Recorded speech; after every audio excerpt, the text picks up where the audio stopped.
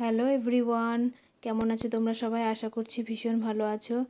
তো সকালবেলা আজকে শুরু করেছি, ঘুম থেকে উঠেই ফ্রেশ হয়ে নিয়ে মেয়েকে তুলেই ড্রয়িংয়ে পাঠাচ্ছি। দেখো ওর মুখের দিকে তাকালে বোঝা যাচ্ছে ওর যেতে ইচ্ছা করছে না, ঘুম পায় সকালবেলা কিছু।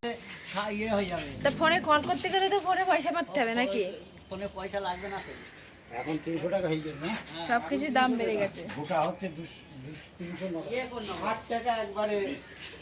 তো কথা বলতে বলতে মা আবার বললো যে গাছের ডাল দুটো কেটে দিতে। তাই আমাদের তাঁতিরা আবার গাছের ডাল কাটতে লেগে পড়েছে, অনেকটাই ডাল কেটে ফেলেছে। আমি আবার বারণ করছিলাম এতটা ডাল কেন কাটা হলো, ফুল অনেক ফুল হতো।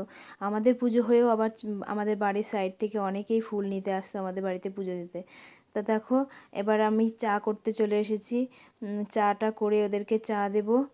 সকালবেলা ঘুম থেকে উঠে আমার ডিউটি কাজ সেরে চা করা, কারণ তাঁতিরা শুধু চা খায়, সকালবেলা চা বিস্কুট ওদেরকে দিতেই হয়। এবার চা রেডি করে নিয়ে আজকে দুজন ছিল, তিনজন ছিল, আর একজন হলো রাস্তার ওদিকে গেছে, উনি নেই, তাই জন্য আমি ওদের দুজনকে দিচ্ছি। আমার শাশুড়ি মার সুগার আছে বলে চা খায় না, তাই দুজনকে চা দিচ্ছি। আর বলছি আমি এখন সব কিছুতেই ভিডিও করব, তোমরা কিন্তু হাসবে না। সকাল সকাল মেয়েকে ড্রয়িংয়ে পাঠিয়ে দিয়ে আমি এখন বসে পড়েছি গরম জল নিয়ে, একটু গরম জল খাবো। সবাইকে চা করে দিয়েছি।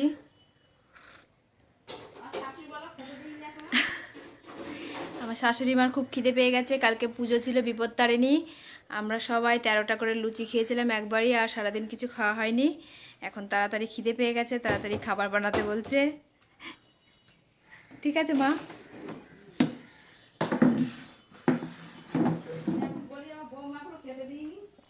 বলুন।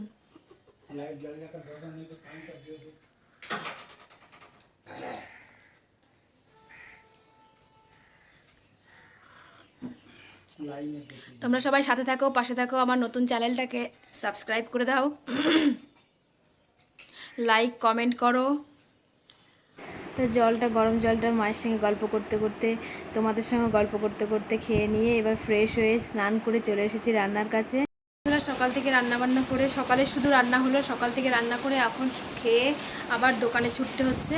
দোকানে লোক এসে বসে আছে। আমার দিনটা এভাবেই যায়,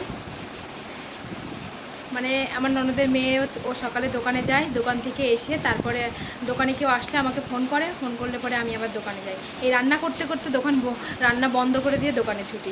আমার প্রত্যেক দিনের ডিউটি এইভাবে ছুটতে ছুটতে আমার দিনটা চলে যায়।